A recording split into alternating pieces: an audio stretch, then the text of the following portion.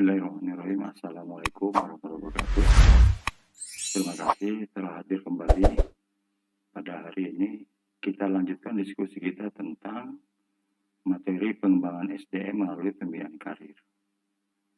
Jadi yang kemarin sudah ya, pengembangan SDM melalui motivasi. Berikutnya pengembangan SDM melalui pemberdayaan, dan hari ini kita diskusi dengan pengembangan SDM melalui pembinaan karir dalam suatu organisasi atau perusahaan.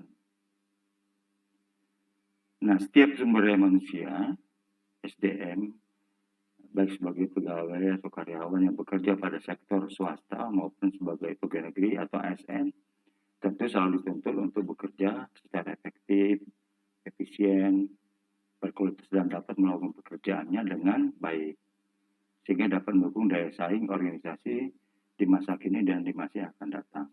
Ya. Pengalaman pegawai tentunya bagi yang bekerja sudah lama maupun baru dalam satu organisasi atau perusahaan sangat diperlukan dalam pengembangan SDM. Hal ini memang harus disadari oleh para pimpinan organisasi atau perusahaan. Karena apa? Karena pengembangan karir dimaksud adalah untuk meningkatkan kemampuan secara teknis, teoris dan konseptual agar pegawai atau karyawan berprestasi dalam bekerja tentu dapat mencapai secara optimal sesuai dengan harapan dari organisasi. Standar minimal terpenuhi apabila telah ada dalam melakukan pengembangan SDM. Ya. Nah, program pengembangan pegawai atau karyawan seharusnya disusun secara cermat oleh organisasi, tentu harus didasarkan pada metode ilmiah. Jadi cara-cara metode ilmiah ini perlu dilakukan secara terencana dan berkelanjutan agar dapat dilaksanakan oleh organisasi atau perusahaan dengan baik. Tentu pelaksanaan pengembangan pegawai harus terlebih dahulu ditetapkan dengan suatu program yang komprehensif. Ya. Nah, kita lanjutkan pada slide berikutnya. Pengembangan pegawai atau karyawan dalam suatu organisasi tentu apabila sudah terencana dengan baik, maka ada dampak. Dampaknya adalah dukungan biaya dari organisasi. Terkadang program ini membutuhkan biaya yang tidak sedikit. Tentu biayanya sangat besar. Tapi jangan dihitung biaya. Kalau perusahaan sudah komitmen, maka ini merupakan investasi yang sifatnya long term, jangka panjang dari sisi SDM. Kenapa? Dampaknya adalah ini akan terlihat hasilnya bisa melakukan efisiensi dan efektivitas organisasi, serta bisa bersaing semakin meningkat, daya saingnya semakin besar. Nah, kenapa? Karena memang pengembangan karir dalam suatu organisasi atau perusahaan biasanya adalah untuk mendukung kemajuan dan ikut serta suatu perubahan. Dan tentu kepada karyawan diberi kesempatan yang lebih tinggi tingkatannya begitu, secara bertahap katanya. Kenapa? Karena memang seorang pegawai tentu kalau dia mendapat pengembangan karir, maka harus mencari informasi tentang knowledge yang diberikan, knowledge yang dicari, pengetahuan yang dicari. Yang berikutnya adalah kemampuan, ability, dan keterampilan, skill.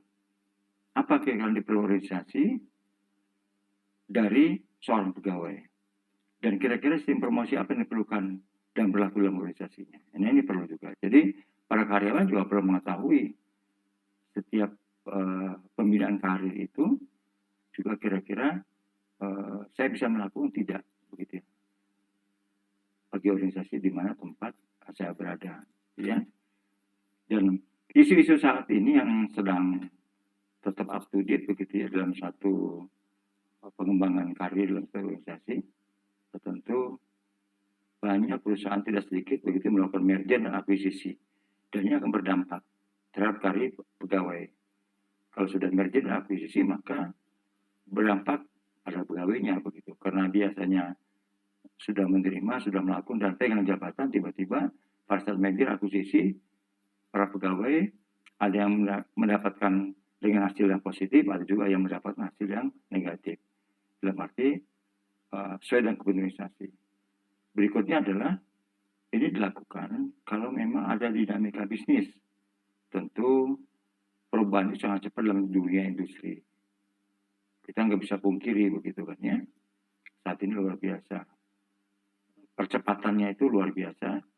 Terkadang kita bagaikan sedang tidur, tiba-tiba baru sesaat begitu sudah melihat ada perubahan banyak gitu. Berikutnya adalah bagaimana kira-kira karir organisasi. Tentu kepentingannya adalah bagi individu dan juga bagi organisasi.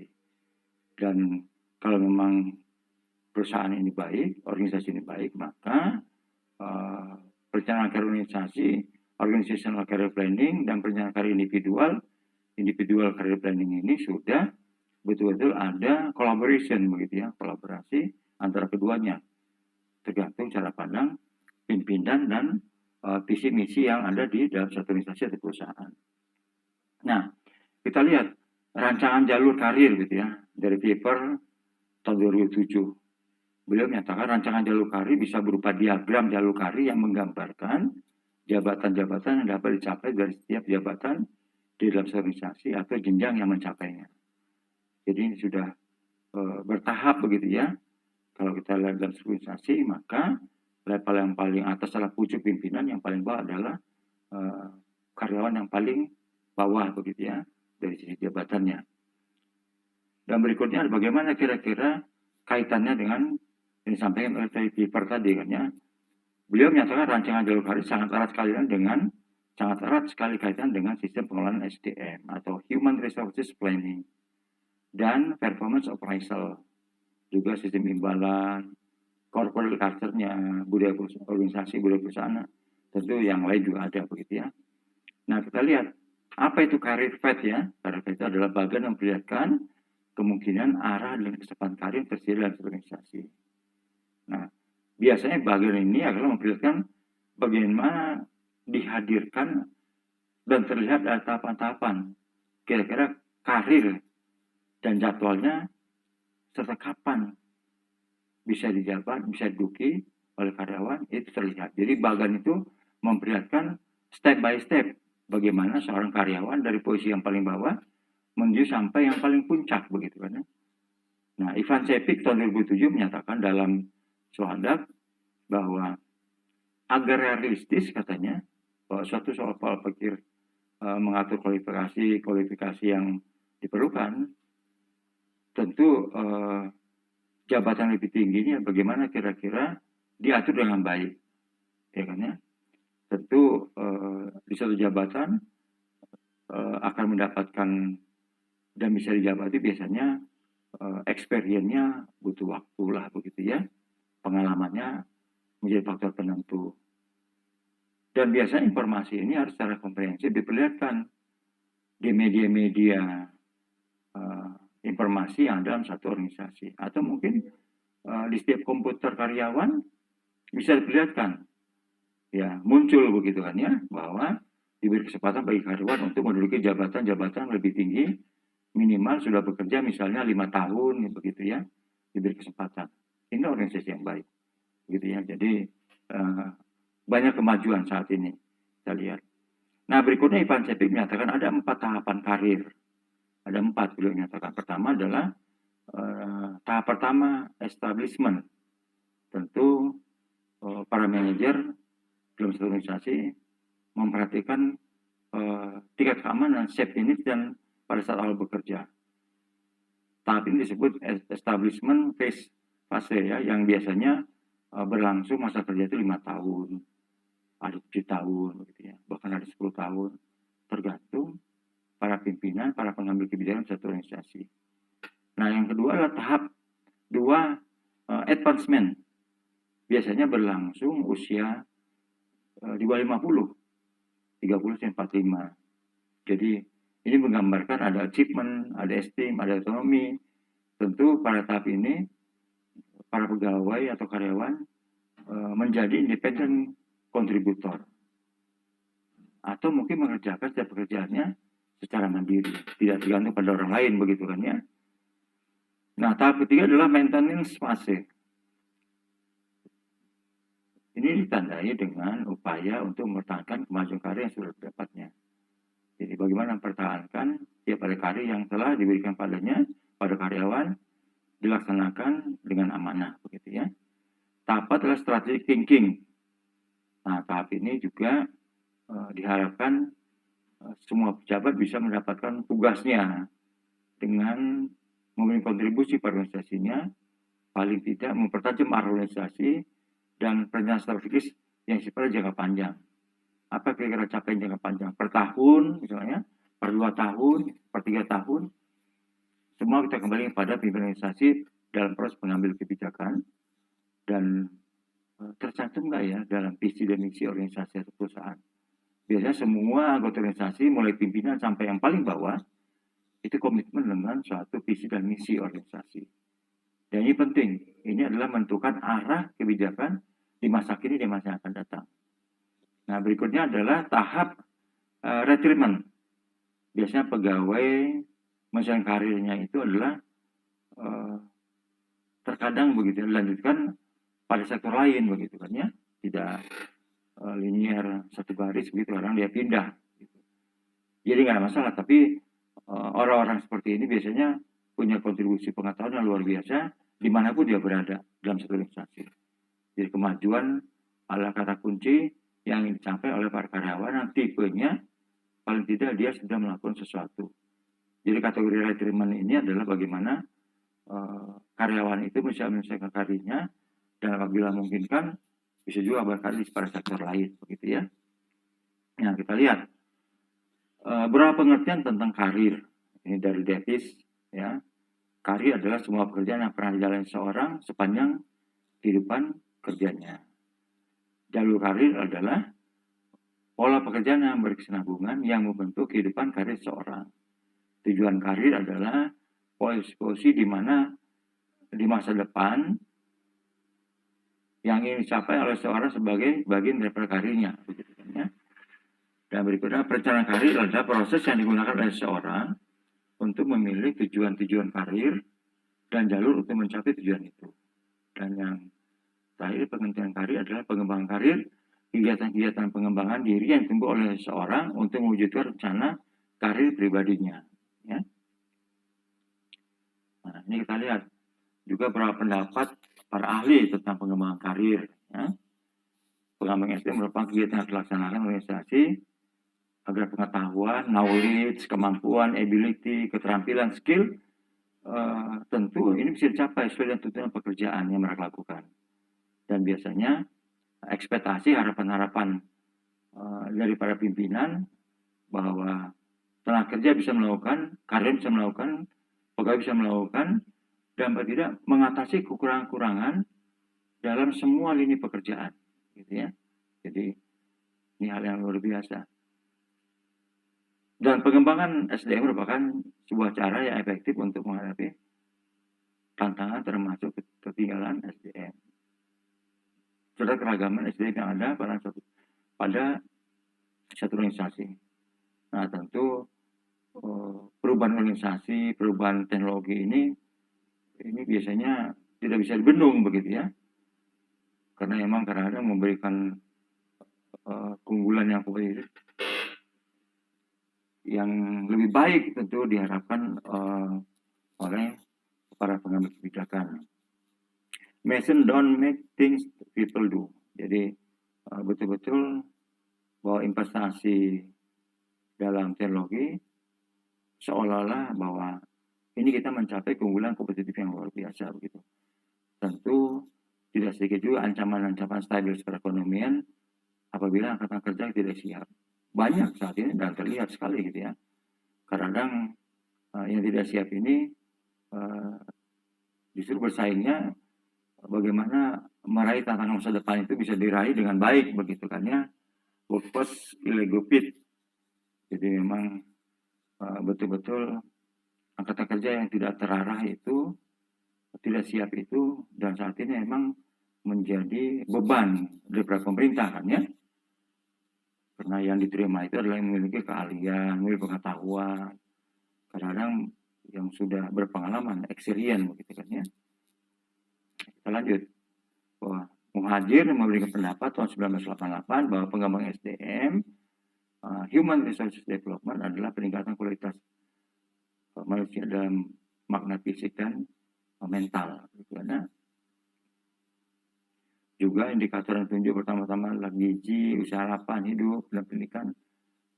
Ada pula yang menunjuk produktivitas, pendapatan per kapita, dan bias yang lain begitu ya. Nah, bagaimana kira-kira menunjuk manusia sebagai indikator kualitas? Jadi emang ada cara pandang yang lebih lebar gitu ya, Muhajir menyatakan seperti itu. Dan berikutnya adalah bahwa kebebasan manusia sangat penting sekaligus melindungi rasa aman dalam kehidupan sosial, ekonomi, budaya, politik, dan agama. Dan kritik ini adalah tentu di sektor private dan publik ya begitu, tentu dikaitkan dengan daya pikir dan semangat yang mungkin SDM itu bisa mengatakan sesuatu dan memiliki keunggulan yang luar biasa, tatanan yang begitu baik dan keindahan yang ingin diraih begitu ya. Nah, dimensi kreativitas SDM merupakan salah satu dimensi dari variabel dari pemberian SDM. Kadarisman menyatakan tahun 2009 indikator dari dimensi kreativitas SDM adalah daya pikir untuk menghasilkan sesuatu yang berguna yang memiliki tatanan begitu ya. Memiliki tatanan. Nah, kita lihat pendapat berikutnya Sikula kan ya. Di tahun 1991. Development is reference to staffing and personal matters.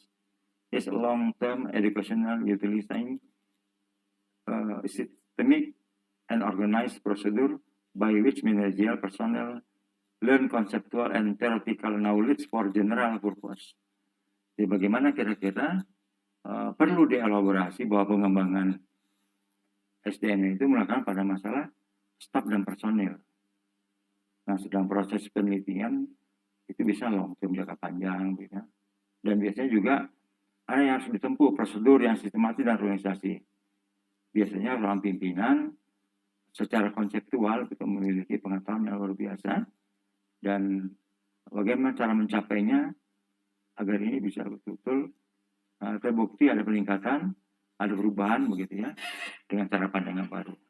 Nah, dalam kaitan ini adalah yang dikembangkan pengetahuan SDM baik secara konseptual maupun teoritis. Pengembangan pengetahuan dimaksud adalah untuk memperbesar kemampuan SDM dalam melaksanakan tugas-tugasnya. Nah, berikutnya dari pendapat Haryanja bahwa istilah pelatihan dan pengembangan adalah merupakan suatu kesatuan sebagai usaha terencana dari organisasi untuk meningkatkan pengetahuan, keterampilan, dan kemampuan dari pegawai, gitu ya. Pegawai. Nah, pendapat lain dari Mondi and New itu 1996, karir adalah suatu arah umum yang dipilih oleh seseorang untuk mengejar keseluruhan kehidupan kerjanya. Selama beliau bekerja begitu ya. Bagaimana kira-kira dikejarlah begitu ya. Dari Kate Davis juga menyatakan bahwa karir suatu pekerjaan atau jabatan yang dipegang selama kehidupan kerja seorang dalam organisasi. Dan Nawawi tahun 98 serta dalam Samsudin begitu. Karir adalah pengembangan, karir adalah perubahan-perubahan nilai-nilai, sikap, dan motivasi yang terjadi pada seorang. Jadi perubahan-perubahan nilai-nilai sikap itu juga Nawawi memberi pendapat begitu bahwa pengembangan karir adalah perubahan nilai-nilai begitu ya. Jadi ini juga yang luar biasa. Nah, kita lihat berikutnya komponen utama karir gitu ya. Alur karir adalah pola pekerjaan yang berurutan yang membentuk karir seorang. Yang kedua, tujuan karir. Tujuan karir merupakan pernyataan tentang kondisi masa depan di mana seorang berupaya mencapainya sebagai bagian dari karir hidupnya. Dan perencanaan karir adalah atau karir planning, suatu proses di mana individu dapat mengidentifikasi dan mengambil langkah-langkah untuk mencapai tujuan-tujuan karirnya. Dan pengembangan karir adalah perubahan nilai-nilai, sikap, dan motivasi yang terjadi pada seorang dan usaha yang dilakukan secara formal serta berkelanjutan dan terencana. Ya. Nah, 3 pengertian karir yang berbeda. 3 cara pandang. Karir sebagai suatu rangkaian promosi jabatan atau mutasi ke jabatan yang lebih tinggi dalam jenjang hierarki dan yang diambil oleh seorang tenaga kerja selama masa kerjanya. Ya. Berikutnya, karir sebagai suatu penunjuk pekerjaan yang memiliki gambaran atau pola pengembangan jelas dan sistematis. Dan yang ketiga, karir sebagai suatu sejarah kedudukan seseorang, suatu rangkaian pekerjaan atau penuh dengan posisi yang penuh yang pernah dipegang seorang selama masa kerjanya. Jadi karir itu sebagai sejarah kedudukan seseorang begitu kan ya, selama masa kerjanya. Oleh karena itu, pengertian yang terakhir ini sangat luas dan umum begitu ya. Karena apa? Karena sejarah pekerjaan itu pasti dimiliki oleh kita semua begitu. Apabila Anda sudah bekerja dan memahami dan paham gitu. Kalau sudah baca buku itu pasti akan lebih lebar cara pandangnya. Gitu ya. Nah, ada beberapa pertimbangan dalam karir. Pertama, katanya itu adalah perlakuan yang adil dalam karir. Ya. Yang kedua, perhatian atau kepedulian para atasan langsung ini perlu ada, ya, dalam organisasi atau perusahaan. Kan ya? Berikutnya yang ketiga, informasi tentang berbagai peluang dalam promosi. Ini juga harus cantumin, diperlihatkannya. Yang keempat, minat pegawai, garis minat karyawan untuk dipromosikan. Itu betul-betul pegawai juga siap dipromosikan, naiklah begitu ya. Berikutnya tingkat kepuasan pegawai atau karyawan dan kepuasan pimpinan organisasi. Ini bagian pertimbangan dari karir begitu ya. Nah, kita lanjutkan. Ada beberapa hal yang dapat dipakai oleh setiap individu untuk mengembangkan dirinya dalam berkarir pada suatu organisasi. Pada suatu organisasi atau perusahaan. Pertama, berusaha untuk mengenal diri sendiri dan menggunakan dan adopsi cara sesuatu. Ada strong, ada weakness, ada opportunity, ada threat. Jadi kita mengenal diri sendiri itu apa kekuatan kita, apa kelemahan kita, ada peluang kita, ada nggak tantangan kita. Jadi kita bagi seolah kita menggunakan strategi SWOT gitu ya. Ada strong, ada weakness, ada opportunity, dan ada threat. Berikutnya adalah berusaha mengembangkan dan berinteraksi secara komunikasi serta berkomunikasi terbuka dengan lingkungan positif dan edukatif. Dan berikutnya adalah berusaha untuk bisa mengevaluasi diri gitu ya.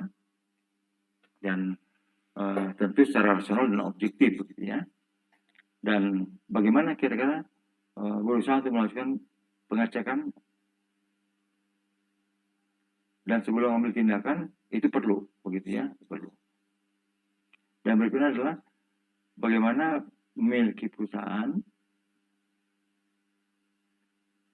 melakukan pengecekan itu perlu ya kan. Jadi tadi sudah pasti berusaha untuk bisa mengevaluasi diri itu udah kita harus introspeksi, berusaha untuk rasional dan objektif, Berikutnya berusaha melakukan pengecekan sebelum mengambil tindakan atau keputusan. Dan berusaha memiliki tujuan serta tahapan waktu yang terprogram dengan baik. Yang berikutnya berusaha melakukan mandiri dan tidak mendorong. Ini yang harus betul-betul menjadi acuan kita begitu ya. Karena berusaha berlaku mandiri dan tidak meniru orang lain. Jangan jadi follower begitu ya. Jangan jadi follower. Kita harus berbeda dengan yang lain. Ya. Nah, ada beberapa prinsip pengembangan karir. Biasanya pertama pekerjaan itu sendiri mempunyai pengaruh yang sangat besar terhadap pengembangan karir. Berikutnya adalah bentuk pengembangan skill yang dibutuhkan ditentukan oleh permintaan pekerjaan yang lebih spesifik, gitu ya. Dan pengembangan akan terjadi bila hanya jadi jika seseorang individu belum memperoleh skill yang sesuai dengan tuntutan pekerjaan. Jadi kalau dia pegang sesuatu, dia harus sudah ahlinya, begitu kan ya. Kita lihat, jadi sering sekali yang tidak ahli itu memegang sesuatu begitu. Sebaiknya itu tidak dilakukan begitu ya. Nah, ada waktu yang digunakan untuk pengembangan dapat direduksi, dikurangi dengan mengidentifikasi rangkaian penempatan pekerjaan pegawai yang rasional begitu kan ya. Nah, harus betul rasional. Kita lihat tahapan perancangan jalur karir ya. tahapan perancangan jalur karir. Mulai penelaan awal terhadap organisasi, ya, ada pengumpulan informasi tentang organisasi, inventarisasi subuh jabatan organisasi, ada inventarisasi permasalahan, ada job description, ada job specification, dan berikutnya adalah bagaimana mengelola posisi berdasarkan struktur organisasi. Karena proses kegiatan biasanya menggunakan data empiris begitu ya tentang promosi dan perpindahan pegawai. Dan juga inventarisasi pokok, tugas-tugas, ya, task gitu, itu diperlukan. Tentu inventarisasi ini betul-betul dilakukan dengan baik lah ya. Dan bagaimana akhirnya mulai penelaan awal terhadap organisasi sampai kepada kita bisa merumuskan rencana program. Jadi memang kemampuan kita juga harus betul-betul diperlihatkan begitu kan ya, diperlihatkan. Agar bisa dirasakan oleh orang untuk hal-hal yang positif gitu kan ya. Untuk hal-hal yang positif. Nah, kita lihat bagaimana kira-kira rumusan kualifikasi. Biasanya dirancang sedemikian rupa sehingga mampu membedakan posisi dalam arah vertikal maupun horizontal. Jadi mampu membedakan posisi arah vertikal dan horizontal gitu ya. Vertikal dan horizontal ada dua begitu kan ya, vertikal, horizontal gitu ya. Jadi ke atas sama ke samping kiri kanan gitu ya. Nah, berikutnya pengembangan karir adalah proses peningkatan kemampuan kerja individu yang dicapai dalam rangka mencapai karir yang diinginkan. Diserahkan pada karyawan. Kemauannya kan ya, Anda kalau ingin berkarir, silakan bekerja dengan sungguh-sungguh begitu. Karena memang tahapan-tahapannya jelas begitu ya. Kalau kita lihat dari slide ini sudah jelas. Tahapan perancangan jalur karir kan ya. Nah, kita lanjutkan. Pendapat Lebowitz ya. Ini luar biasa tentang pengembangan karir begitu ya. Bahwa pengembangan karir bisa dijadikan alat ya, kepentingan organisasi atau perusahaan, kepentingan pegawai atau karyawan, terus kepentingan-kepentingan yang lain melalui informasi. Tentu yang paling penting adalah pengembangan karir ini bisa secara transparan diberikan kepada karyawan begitu ya, diperlihatkan. Biasanya informasi karir ini diberitahu pada karyawan untuk memberikan motivasi gitu ya. Jadi memang setiap karyawan punya cita-cita yang terselubung begitu, tidak pernah kita ketahui.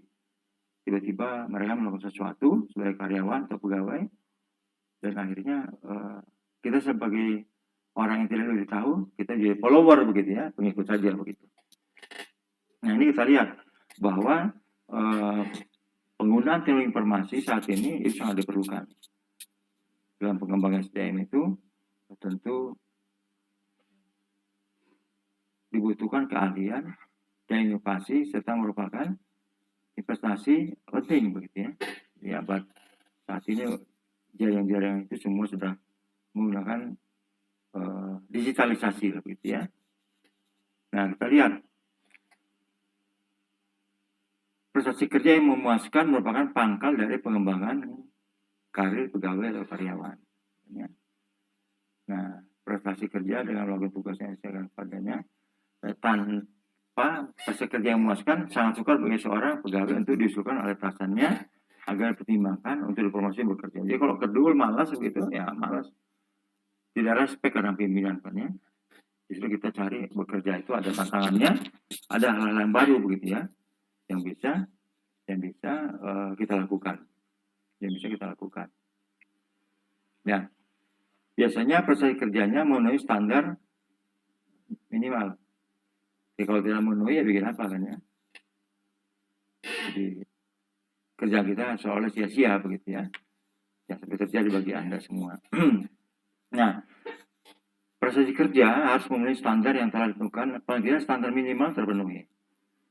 Tetapi dapat juga digunakan sebagai bukti bahwa jenjang pegawai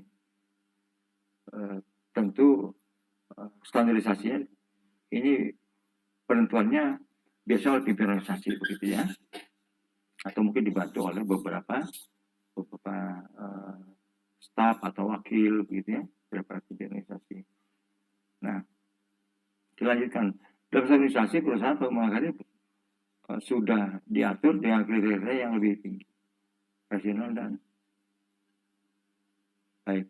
Kita lanjutkan ya. Jadi dalam organisasi perusahaan pengembangan karya sudah diatur dengan kriteria yang logis, rasional, dan harus jauh dari tafsir subjektif. Nah, ini jangan sampai terjadi ini. Kita bekerja itu adalah betul-betul secara objektif gitu ya, tidak subjektif. Nah, kita lihat tujuan pengembangan karya atau karyawan. RIPAI menyatakan tahun 2005 bahwa tujuan dari seluruh program pengembangan karya adalah untuk menyesuaikan antara kebutuhan dan tujuan karyawan dengan kebutuhan karya tersedia di organisasi yang saat ini dan saat yang akan datang. Jadi kolaborasinya jelaskan ya, antara organisasi tentang bawahan ya, atasan yang bawahan gitu kan ya. Nah, pengembangan karya yang dirancang secara baik tentu akan membantu pegawai karyawan dalam menentukan karya secara diri sendiri. Ya kan ya? Jadi betul-betul pengembangan karya itu dirancang secara baik untuk dapat membantu pegawai atau karyawan dalam menentukan karirnya mereka sendiri. Gitu. Diserahkan pada mereka maunya bagaimana begitu kan ya. Komitmen dalam program pengembangan karya dapat menunggang keusahaan dari seluruh manusia yang memberangkatkan organisasi. Ya. Nah tentu pendapat yang lain juga ada begitu. Terkait dengan pengembangan karya pegawai karyawan, tadi terdapat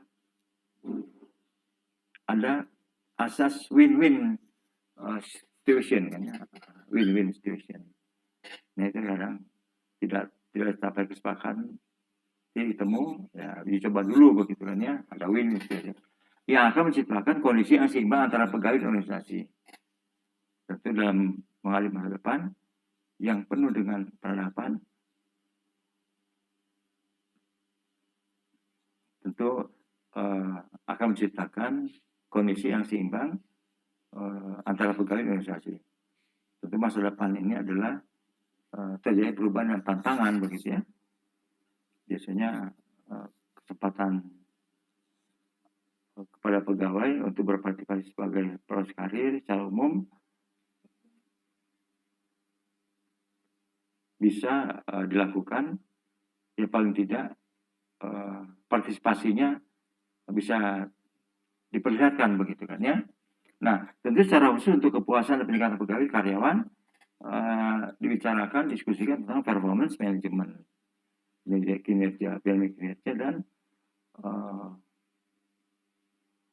kondisi yang lain adalah bagaimana kira-kira juga terkait dengan improvement karir begitu ya. Jadi hal tertentu ini kadang-kadang juga menjadi bagian bahasan begitu, karena emang apa ujungnya adalah sangat membantu menciptakan partisipasi bekerja, sangat membantu begitu ya, partisipasi tempat kerja. Nah kita ini ada bagian traditional organization and career, ada organization structure, career path, key competencies, responsibility for career planning. Ya, jadi bentuk bagian ini tentu secara fungsional, divisional dan matrik begitu ya. Nah, ada career path. Career path itu juga dibuat lebih detail begitu kan ya. Hubungan fungsional bagaimana kira-kira. Ada single form, ada within function. Juga ada technical dan ada fungsional. Jadi semua ini menjadi bagian dipisahkan bagaimana kita mengikuti pola-pola organisasi yang tradisional begitu kan ya. Tentu ada tradisional juga ada modern ya, kita lihat ya. Nah, kita lihat ini adalah modern organization and career. Dia mendiskusikan organization structure, career path ya, key competencies dan responsibility for career planning. Dua ya. tergantung kita cara pandangnya bagaimana menyikapi tradisional organisasi dan modern organisasi, ya. Nah, selanjutnya bagaimana kita berbicara tentang organisasi seluler. Biasanya strukturasi yang baik itu sel-selnya sudah bertindak sendiri begitu. Jadi tidak dibatasi harus kepimpinan, sepanjang dia bisa melakukan manuver demi organisasi, biasanya para pimpinan itu lebih suka begitu kan ya, daripada harus menunggu pekerjaan-pekerjaan itu datang gitu, menjemput pekerjaan gitu. Nah, di dalam tadi organisasi modern tadi bahwa setiap sel itu adalah memiliki fungsi yang berbeda ya, dalam kehidupan, kan ya. Jadi tidak harus sungkan begitu kan ya, karena emang sel-sel yang dapat bertindak sendiri-sendiri ini saat ini begitu banyak perusahaan begitu kan, tidak harus kepada pimpinan, hanya kasih kabar pimpinan kami melakukan ini, oh silakan sesuai dengan program kerja silakan begitu kan ya. Jadi memang ini adalah bagian daripada modern organisasi. Nah, organisasi seluler ya, biasanya memberi tanggung jawab secara penuh begitu ya, perkembangan kompetensi dan menjalankan karir pada individu. Nah, tentu ada indikasi begitu bahwa pergeseran karir tanpa batas,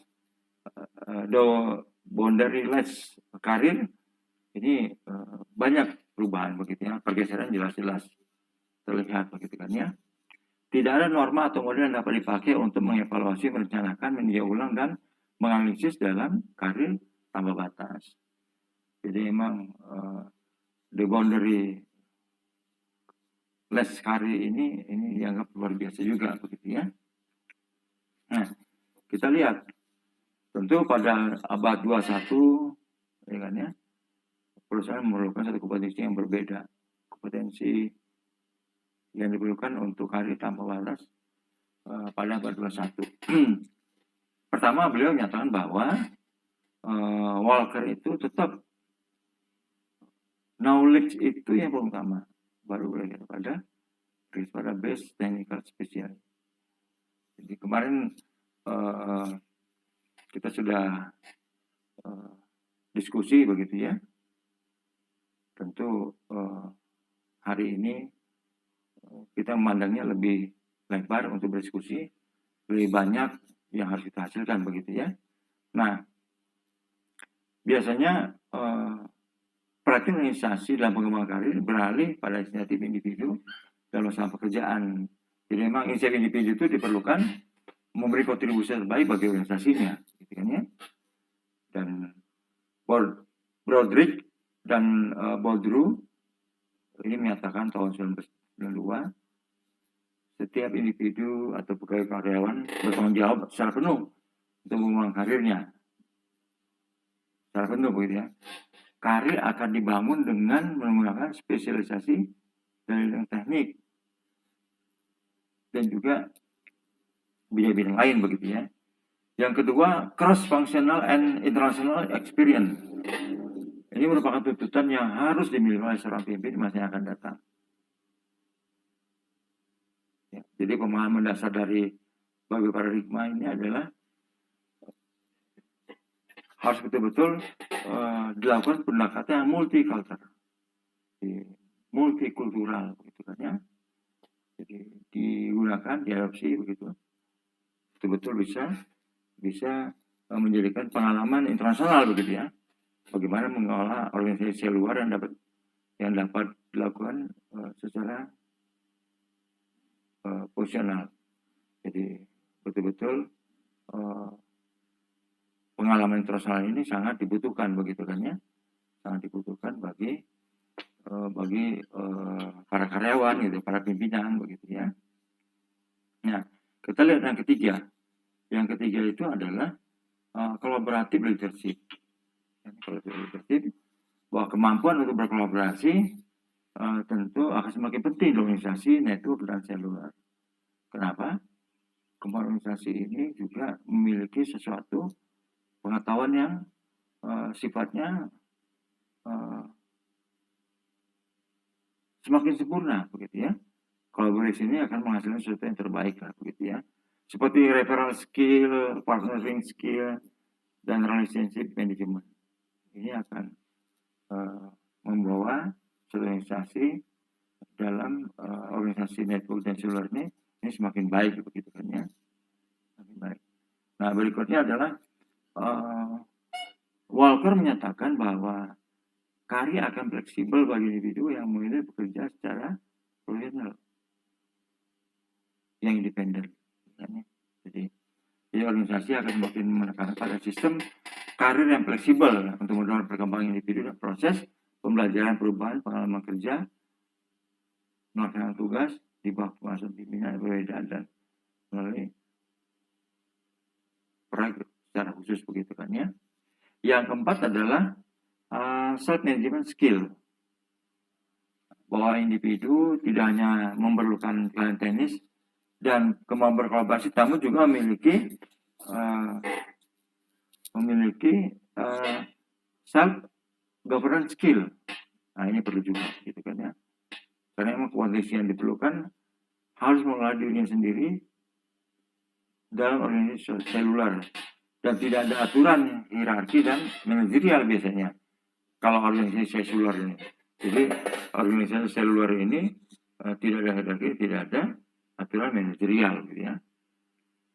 Nah, kita lihat yang kelima adalah personal traits ya, bahwa sifat-sifat personal akan memegang peranan penting dalam pengembangan profesional.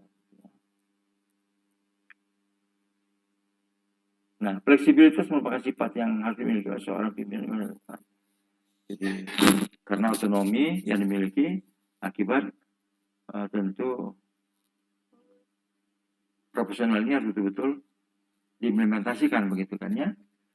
Nah, pekerjaan dari organisasi yang bersifat birokratis ke seluler selain integritas juga sifat personal yang penting dalam lingkungan kerja selain kolaboratif dan juga adalah perubahan struktur organisasi gitu ya.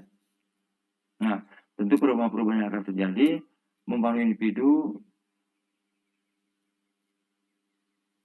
yang ada dalam organisasi selanjutnya memanfaatkan perubahan yang terjadi dan mencapai keberhasilan daripada karir. Seperti tidak tabel di bawah ini kelihatannya tabelnya. Nah. Organizational change initiative unintended and understated consequence for individual. Ini jadi luar biasa begitu kan ya. Bagaimana kira-kira kita melihat